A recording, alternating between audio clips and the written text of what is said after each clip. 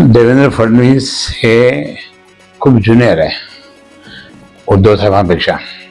आणि उद्धव साहेब कितीतरी सिनियर आहेत. त्यांनी पूर्ण इतकं मोठं संघटन निर्माण केलं.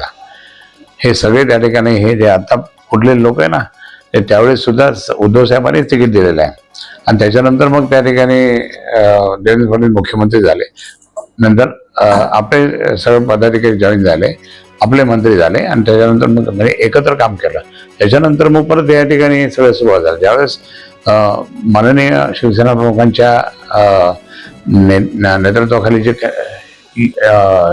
शिवशाही सरकार आलं त्यावेळेस सुद्धा उद्धव साहेबांचं पूर्ण लक्ष आणि उद्धव साहेबांच्या पूर्ण बैठका ते घेत होते. उद्धव साहेब स्वतः घेत होते.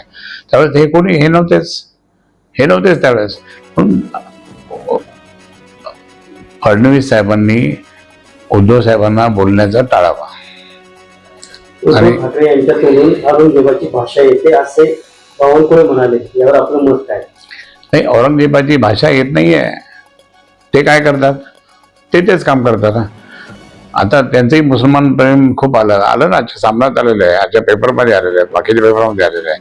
मग हे कशाला त्यांच्या दाड्या कोळायला लागले? मग तुम्ही त्यावेळेस कोण नाही का?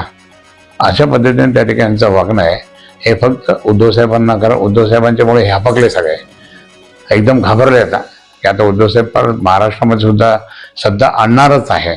मग हे पाहिल्यानंतर यांचं जळफळाट झाला आणि ते मग उद्धव साहेबांना काहीतरी बोलण्याचा प्रयत्न ते करतात. बरोबर नाही ते असंही म्हणाले की बा उद्धव ठाकरे यांची मानसिक वृत्ती खराब झालेली आहे, त्यांना विकासाची भाषेच येत नाही. हे चुकीचं बोलणं आहे त्यांचं.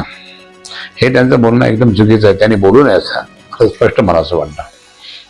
काल आपल्या इथे जिल्हा नियोजन समितीची बैठक झाली. त्याला त्याच पक्षाचे नेते समजा संजय शिरसाट हजर नव्हते. आपण याकडे कसं बघता? नाही, ते दोघांचं भांडण खूप जोरात आहे. संजय शिरसाट मंत्री झाले नाही, झाले नसल्यामुळे आणि हे मंत्री झाले पालकमंत्री म्हणून त्यांचं एकमेकांना भांडण जास्त होणार. आता जास्त होणार. सिल्लोडमध्ये मुख्यमंत्री आले होते त्यावेळेसही संजय शिरसाट नव्हते. नाही, त्यांना काळे झेंडे सुद्धा दाखवण्यात आलेले भाजपच्या कार्यकर्त्याकडून. आपण कसं बघता याकडे? नाही, ठीक आहे, भाजपचे कार्यकर्ते पण महायुतीमध्ये कशाला गेले? ते भाजपवाले महायुतीमध्ये जायची काही आवश्यकता नव्हती, पण तिथे गेले. म्हणजे त्यांच्यामध्येच धरून घ्या. ते महायुतीमध्ये भानगडी, सेनामध्ये भानगडी, हे सगळं होणार. आणि म्हणून असंच त्यांनी भांडत राहावं. सत्ता ही मात्र महाविकास आघाडीचीच येईल.